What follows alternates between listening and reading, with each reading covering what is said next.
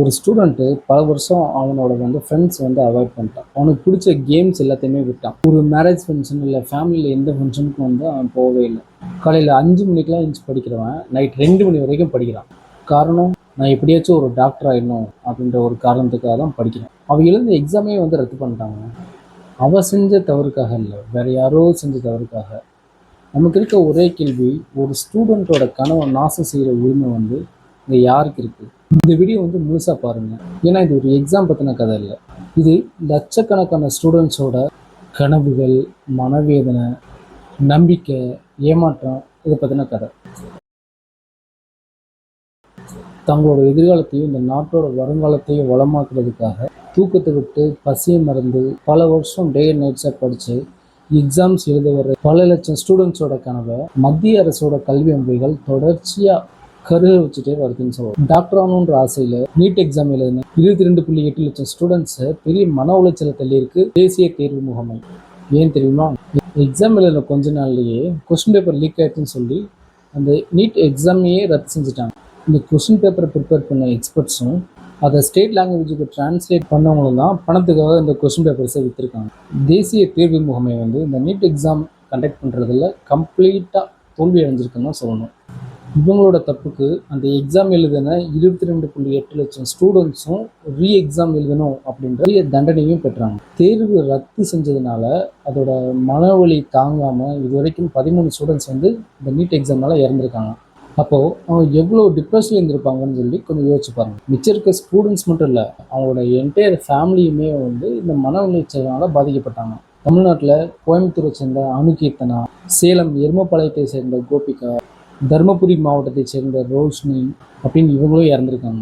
டெல்லி, ராஜஸ்தான், மத்திய பிரதேஷ், உத்தரப்பிரதேஷ், உத்தரகாண்ட், ஜார்க்கண்ட், குஜராத், கர்நாடகான்னு இப்படி நிறைய ஸ்டேட்ஸ்லேயுமே இந்த அவலம் நடந்திருக்கு. இந்த சுச்சுவேஷனில் தான் கொஸ்டின் பேப்பர் மறுபடியும் லீக் ஆகிடக்கூடாதுன்னு சொல்லிட்டு டெலகிராம் ஆப்பை பேன் பண்ணிட்டாங்க. போன ஜூன் 21 அன்னைக்கு எக்ஸாமும் கண்டக்ட் பண்ணிட்டாங்க. இந்த எக்ஸாமை காரணமாக வச்சு இந்த நீட் கோச்சிங் சென்டர்ஸ் எல்லாமே ரீகோச்சிங்கிற பேரில் மறுபடியும் பணத்தை கலந்துருக்காங்க. ரீசெண்டாக ஜென்சி கட்சியாக உருவாகியிருக்க காக்ரோச் ஜனதா பார்ட்டியோட நிறுவனர் அபிஜித் தீப்கே நம்ம பிரதமர் மோடி அவர்களுக்கு லெட்டர் எழுதியிருக்காங்க. அந்த லெட்டரில் என்ன எழுதியிருக்காருன்னா, உலகில் எங்கு என்ன நடந்தாலும் ட்வீட் செய்யும் பிரதமர் மோடி ஒரு இரங்கல் கூட பதிவு செய்யாதது ஏன்? மன் கி பாத், பரீட்சா பே சர்ச்சா போன்ற நாடகங்களை நிறுத்திவிட்டு மாணவர்களின் மனக்குமுறலை முதலில் கேளுங்கள். மத்திய கல்வி அமைச்சர் தர்மேந்திர பிரதான் உடனடியாக தன் பதவியை ராஜினாமா செய்ய வேண்டும். நீட் தேர்வு ரத்தால் மன உளைச்சலுக்கு ஆளாகி உயிரை மாய்த்து கொண்ட மாணவர்களின் குடும்பங்களுக்கு மத்திய அரசு தலா 1 கோடி ரூபாயை இழப்பீடாக வழங்க வேண்டும் அப்படின்னு போய் லெட்டர் எழுதியிருக்கு. மக்களவையோட எதிர்க்கட்சி தலைவர் ராகுல் காந்தி அவர்கள் என்ன சொல்றாருன்னா, மாணவர்களின் எதிர்காலத்தை அழித்து கொண்டிருக்கிறது மத்திய அரசு. பிரதமர் சொல்வது போல இது அமிர்த காலம் அல்ல, விஷத்தின் காலம். தொடர்ச்சியாக தேர்வுகளில் சொதப்பல்கள் நடந்து கொண்டிருக்க கல்வி அமைச்சர் ராஜினாமா செய்யாதது ஏன் அப்படின்னு கேட்டிருக்காரு. இந்த நீட் எக்ஸாமோட முடியல, யூஜி டிகிரி படிக்கணும் அப்படின்னு சொல்லிட்டு விரும்பி CUET அப்படின்ற ஒரு எக்ஸாம் எழுதின ஸ்டூடெண்ட்ஸும் பாதிக்கப்பட்டிருக்காங்க. மே மாதம் 30ஆம் தேதி நடந்த எக்ஸாமில் தொழில்நுட்ப கோளாறுகள் நடந்ததுனால ஸ்டூடெண்ட்ஸ் எல்லாரும் பல மணி நேரம் வெயிட் பண்ணி எக்ஸாம் எழுதியிருக்காங்க. நிறைய பேர் எக்ஸாமே எழுதியிருக்காங்க. இன்னொரு சைடு CBSEல 12th ஸ்டாண்டர்டோட எக்ஸாம் பேப்பர்ஸை கரெக்ஷன் பண்ணுறதுக்கு புதுசாக அறிமுகப்படுத்தின ஆன்ஸ்க்ரீன் மார்க்கிங் OSM மதிப்பீட்டு முறையிலையும் குளறுபடிகள் நடந்ததும் வெளியே வந்திருக்கு. 17.69 லட்சம் ஸ்டூடெண்ட்ஸ் எழுதின இந்த எக்ஸாமில் நிறைய பேருக்குமே அவங்க எக்ஸ்பெக்ட் பண்ண மார்க்ஸே கிடைக்கலாம். 90% மார்க்ஸ்க்கு மேலே எடுத்தவங்களோட எண்ணிக்கையும் ஓவரால் பாஸ் பர்சன்டேஜுமே போன வருஷத்தை விட ரொம்ப மோசமாக குறைஞ்சிருக்காங்க.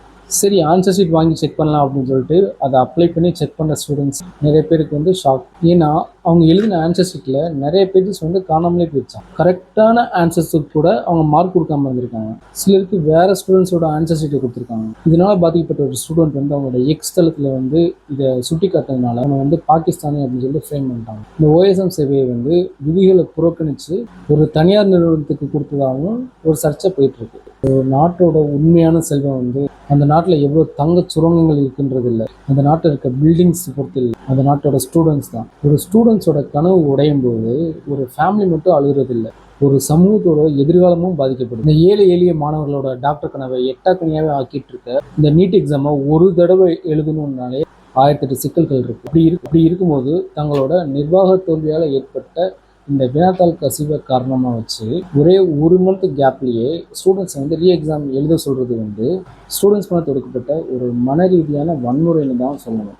இந்த கொஸ்டின் பேப்பர் வியாபாரிகளோட அராஜகத்துக்கும் மத்திய கல்வி அமைச்சகத்தோட இந்த நிர்வாக திறமையின்மைக்கும் பணமாக வச்சுக்கிறது இந்த ஸ்டூடெண்ட்ஸோட ஃப்யூச்சரும் இந்த ஸ்டூடெண்ட்ஸோட உயிரும் தான். போன உயிர்களுக்கும் இந்த மாணவர்களுக்கு ஏற்பட்ட அநீதிக்கும் யார் பொறுப்பு அப்படின்றது தான் நம்ம சென்ட்ரல் கவர்மெண்ட்டை பார்த்து ஸ்டூடெண்ட்ஸ் வைக்கிற மெயினான கேள்வி. நீட்டு, சியூஇடி, சிபிஎஸ்சின்னு இப்படி எல்லா எக்ஸாம்ஸ்லையும் நடந்த மோசடிகளுக்கும் குழப்பங்களுக்கும் காரணமானவங்களையும் இந்த சிஸ்டத்தையும் சரி பண்ண வேண்டிய கடமை நம்ம பிரைம் மினிஸ்டர் ஐயா அவர்களுக்கு இருக்குது.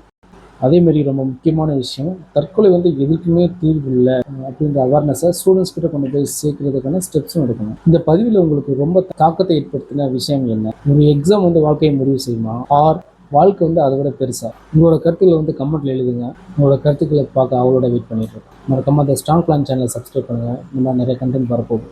தேங்க்யூ.